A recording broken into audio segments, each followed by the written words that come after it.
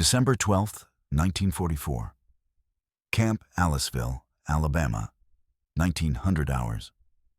The mess hall has been turned into a cinema by the simple magic of blackout curtains and a projector that rattles at 24 frames per second.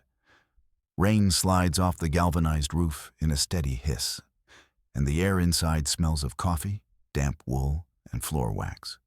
German POWs file past a military police corporal with a pencil behind his ear and take seats on rough pine benches.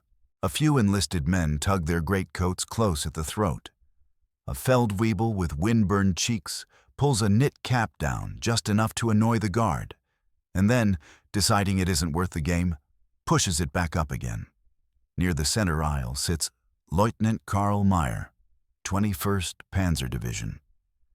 Captured near the Seine when his company's last Panzer force sputtered and died in a field of stubble. He folds his hands on his knees and tells himself, as he often does now, to look as if he understands more than he feels. The Special Services sergeant at the projector calls to the front. You'll see 2 reels tonight, men and machines, and a departmental film from the Ford Motor Company. He lets the line hang for a beat, then adds, it's about a place called Willow Run. The name means nothing to most of the men in the room. The sergeant drops the first reel into its cradle, thumbs the switch, and the fan catches.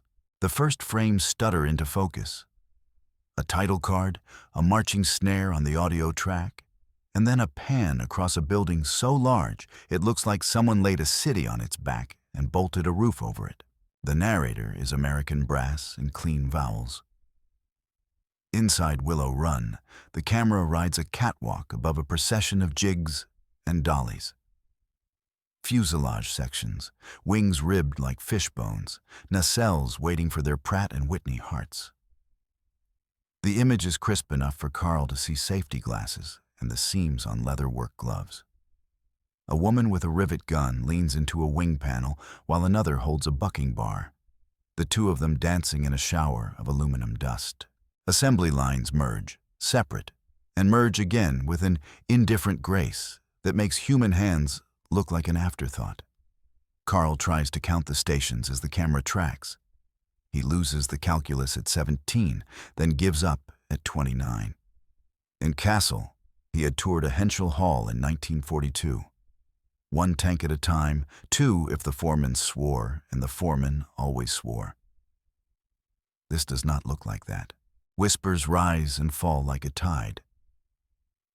Propaganda, someone says from 3 benches back, too loud and too fast to believe it. Die Tricksin, another mutters, trick photography. Though there is nothing trickish about the way floor bosses gesture to cranes, and a section of wing floats forward like a patient sea creature. Carl feels his jaw tighten at the number on the intertitle that follows. 1 bomber every 63 minutes. The camera shows clocks. It shows shift whistles. It shows lunch pails stacked like ammunition boxes and a gate where a river of workers in caps and kerchiefs comes and goes in pulses that look like a heart measured by engineers. When the film cuts to final assembly, the line becomes a liturgy. Unpainted B-24 Liberators, nose turrets still shorn of glass, masking paper tucked in seams, crawl toward a row of hangar doors.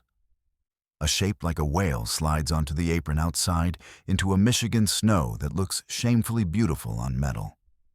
Carl hears chuckles from Americans near the wall. They enjoy the sight of a machine birthed in weather. The narrator leans in.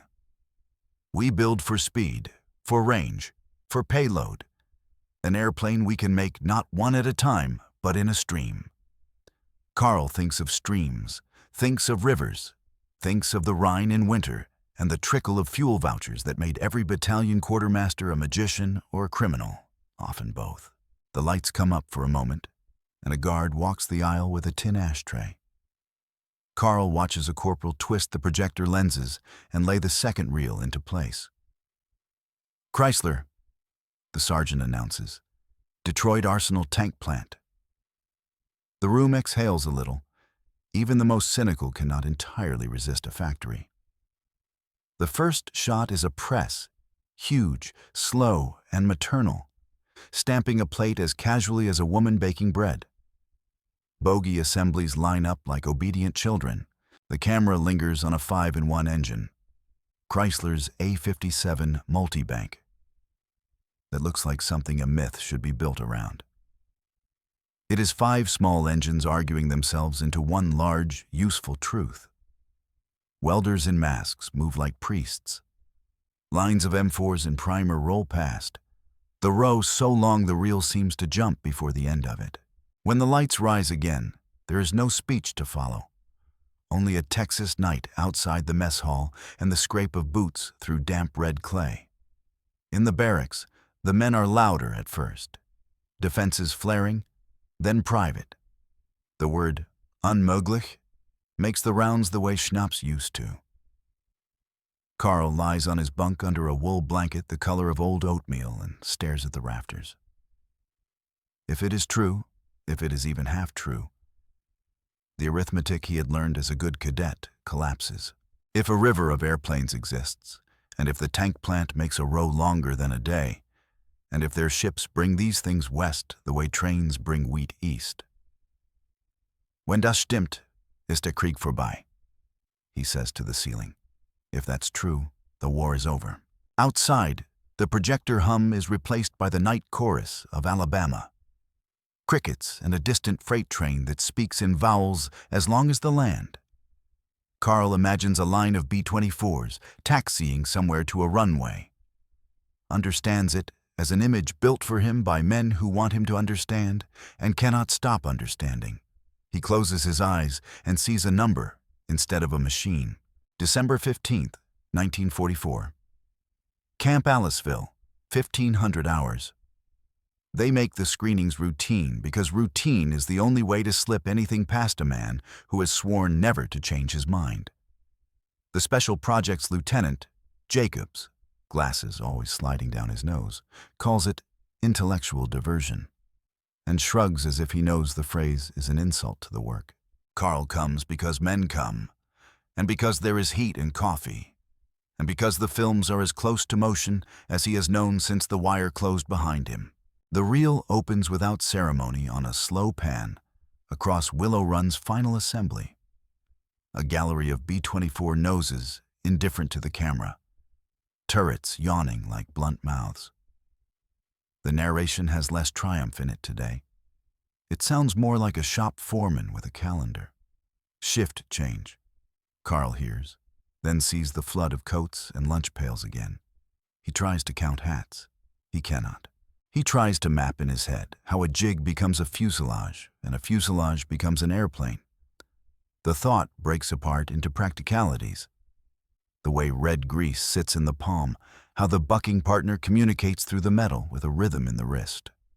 When the camera pulls up to catch the line at an angle, Carl sees the thing that most men miss, the aisle that runs beside the line with signs every few meters.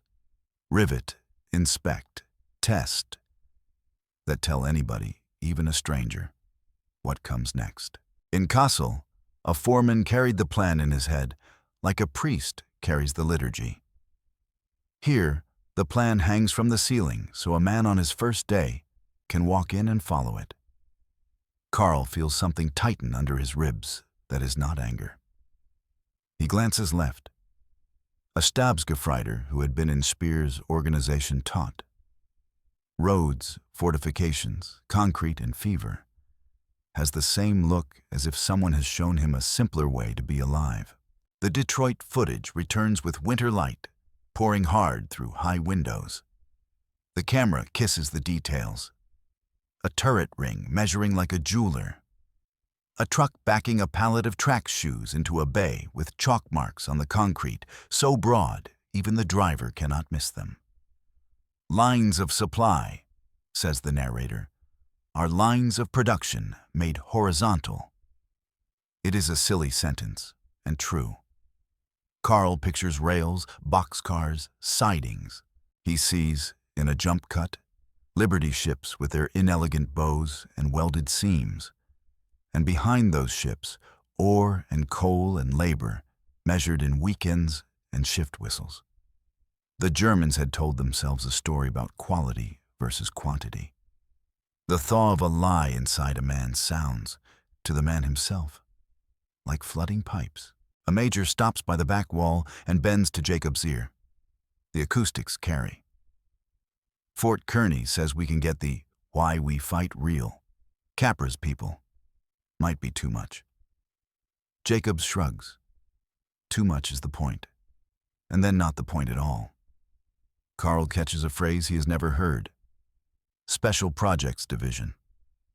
He makes a note of it later in his small notebook, the one he keeps under the thin mattress. Careful with nouns now, as if they are a kind of ration. When the projector sputters, a repairman in dungarees steps up and swaps a belt without embarrassment.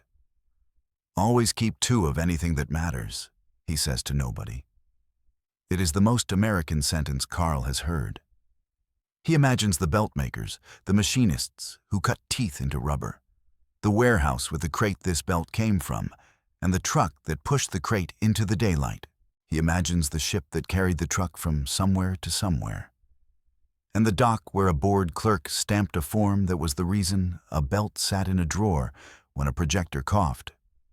He tries to remember a time in Germany when a broken thing was replaced before it had a chance to become a problem. He remembers queuing for rubber. He remembers saving bolts in a tin. That night, a guard with easy shoulders leans against the barracks doorframe and says into the room, "You boys really want to see the tank plant? We got another reel. Chrysler again. Warren, Michigan." The POWs perform their shrugging ritual, resistance written as posture. Then drift to the mess hall because men drift toward moving objects in winter. The reel opens on a jig, with a shape inside it a man can love. A hull half-born, weld seams chalked. The chalk meant to be burned away. The camera tracks with a row of M4s, side by side by side until the line bends, and the camera stops respecting the bend because it would take another reel to follow it. A German voice behind Carl coughs a laugh that is not a laugh at all. "Das ist kein Kino," he says. "That is not cinema. It's a calendar." On the walk back, the rain has stopped, and the Alabama night smells like damp wood. Jacob's voice follows them out the door. "Tomorrow, we'll show you something about farms, the way we grow food." The remark feels gratuitous, and then, in the darkness between the hall and the barracks, feels like a strategy. If the airplanes are ours, and the tanks are ours, and the food is ours, then the war is ours, and ours are something America seems to have in bins. Carl lies awake and does the math he swore he would not do. If 1 B-24 each hour, 24 hours, and the plant is not alone. If a tank every few minutes at plants spaced like weather. If ships for tanks and planes, and men as indifferent to the calendar as the calendar is to men. What kind of war can survive this arithmetic? The ceiling fan creaks. A freight train across the river announces itself again and again, and the way a mind announces what it has decided to believe. January 7th, 1945. Camp Aliceville Library, afternoon. The library is an honest room.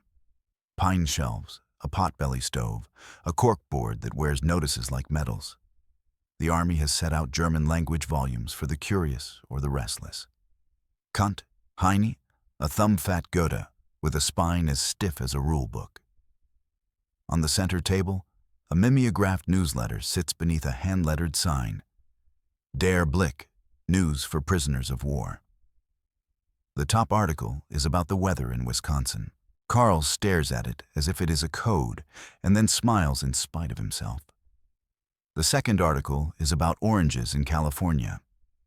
The third is about a film shown at Fort Kearny, Rhode Island, to a group of POWs who are described as teachers. The words Special Projects Division return like a friend he didn't mean to keep.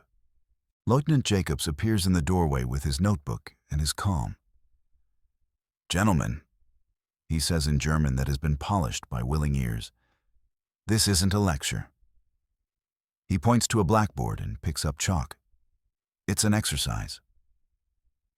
He writes on the left side, B-24, Willow Run, and underlines it. On the right side he writes, Luftwaffe losses, 1944. He does not fill in the second column. He does not need to. Some arithmetic is ruder when you make the student supply his own numbers. A Feldwebel from Pomerania with a face like a plow horse raises his hand. If these numbers are even half correct, he says without heat, then strategy is an argument postponed by a funeral. Jacobs nods. That is an ugly sentence, he says, and probably true. He writes smaller words beneath the columns: steel, coal, copper, rubber, food. He draws arrows between them that make the blackboard look like a child's game. Who moves this? He asks. Men, a voice says. And women, Jacobs replies, in shifts. He draws a clock. He writes on the bottom of the board, in English this time, schedule. Carl feels something soften, not surrender. There is too much grief for that word to move without knocking things over. But the kind of yielding a bridge gives under a weight it was designed to carry. He has brushed. In the chapel that evening, boards clean, benches straight. That night in the barracks, the arguments resume at low volume in dialects a guard could not untangle if he tried. A diehard in the next bunk calls the films lies with the patience of a man who cannot afford another kind of truth. Reason betrug, he says. Enormous fraud. A foot soldier at the end of the row answers without turning his head. Then find the trick. Explain the cranes. Explain the signs. Explain why every door has room for someone to push a thing through it. The diehard has no joke to spend on that and puts his blanket over his head. The projector room smells like warm metal the next afternoon when a new reel arrives in a cardboard sleeve stamped in purple. U.S. Office of War Information. It is not about airplanes or tanks. It is about wheat, combines and elevators and rails. And it is more brutal for being so ordinary. Carl watches a mountain poured into a ship's belly and a caption that says, 14 days to the front. A man who has never cared about bread as long as he could smell sausages understands, reluctantly, that the war is not about this tank or that airplane. It is about whether the bread comes every day. He does not write it down. He knows he will not forget it. After lights out, the rain returns. The barracks roof keeps time with it. Carl thinks of the men in the factory film and wonders if the roofs there leak. He decides they do not. It is an unhistorical thought, and he allows it to be because it soothes. He sleeps and does not dream of tanks or bombers. He dreams of a belt in a drawer, waiting for a projector it does not know it is meant to save. March 3rd, 1945. Camp Aliceville night. The war has tilted. The newspapers that come through the wire, censored but not neutered, say river names Carl knows by heart. The Americans talk about the Rhine as if it were a stubborn machine that will finally accept the right wrench. In the mess hall, the projector throws a rectangle on the sheet again. The benches seat the same war and different men. This time the reel is a patchwork. Capra's Why We Fight cut with newsreel and a short from the Ford archive. It feels less like indoctrination and more like a man pointing at a wall and saying, "See?" Carl sees the rivers again, this time in Europe. Crossings and pontons slid into place by engineers who look like farmers because they are. He sees trucks on roads that have been declared one way by men with batons and a discipline that looks like prayer. He sees tanks that may or may not have been born in the plant he watched on film. And he tries to pretend he can tell the difference, as if it would matter. The reel jumps. Another Michigan winter. The line of B-24s again, this time painted, this time with ground crew moving like punctuation under their wings. The narrator says Liberator, with a cadence that makes it sound like a word that could be carried in the pocket. Carl flinches, not at the sentiment, but at the banality of the image. A shed of propellers, a row of nose wheels, inventory that looks like a wholesaler's dream. The room is quiet, in the way men are quiet when they suspect they are listening to a verdict. Jacobs takes the room at the end, not with a speech, but with a request. "Write down on a half sheet what you believe this could mean," he says. "For you, not for the war. I don't want a confession. I want a plan." The POWs look at one another, then at the pencils, then at the floor. A few refuse. Most write. Carl writes in block letters because he does not trust cursive when his hand shakes. If America can make like this in peacetime, then there is another kind of war after this, against hunger and against being small. He folds the paper and hands it forward. He does not keep a copy. He does not need to. In the barracks, the diehard has fewer adjectives. He sits up and stares at a knot in the pine of the bunk above him, the way a man stares at a fire that won't take. "When das war ist," he says, if that's true, and then stops. He does not have a sentence to put behind it. Carl supplies one silently. "If it is true, then the loyalty you gave to hunger was always a poor investment." A week later, a Red Cross chap brings parcels and a rumor. Some POWs have been moved to a reorientation camp in Rhode Island, Fort Kearny, where newspapers are written in German and the films come with discussions that don't feel like threats. Carl wonders if he would go if asked. He decides that he would. He writes a letter to his father, careful with the censors and careful with his heart. "We watched a film of factories. If they are lies, they are good lies and deserve to be true. And if they are true, perhaps I can return to learn how to build something that does not have a gun on it." He folds it, seals it, and does not know whether it will survive the miles between his bunk and his father's hands. He is surprised when he finds that he cares more about the writing than the odds. On Palm Sunday, the chaplain reads again, and after the service, an American guard who has learned to hate less than when he arrived asks in broken German, "What did you think of the airplane place?" Carl searches for a sentence that will not make his face a declaration, finds one, and gives it away. "It is like seeing the inside of time," he says. The guard laughs without malice. "We call it a shift," he says. 3 of them. He taps his watch, a habit a man picks up when he lives by clocks. Carl nods, and for a moment the wire feels like a fence instead of a border. The last reel Carl sees before he is transferred north shows a plant floor at noon. Nothing dramatic. A man on a ladder changing a bulb, a woman wheeling a cart of tools, a boy sweeping metal shavings into a pan, with a squeegee that makes a sound like rain on a tin roof. The camera pretends to be bored, and so teaches everything. The line pauses for a reason the narrator never bothers to share. Men check gauges. A foreman consults a clipboard. Somebody laughs at a joke that will not survive translation. Then the line restarts, as if nothing else were possible. That night, Carl cannot make himself lie to the ceiling. He says the sentence aloud because not saying it has become a superstition, and he is done with superstition. "Wenn das stimmt, ist der Krieg vorbei." If that's true, the war is over.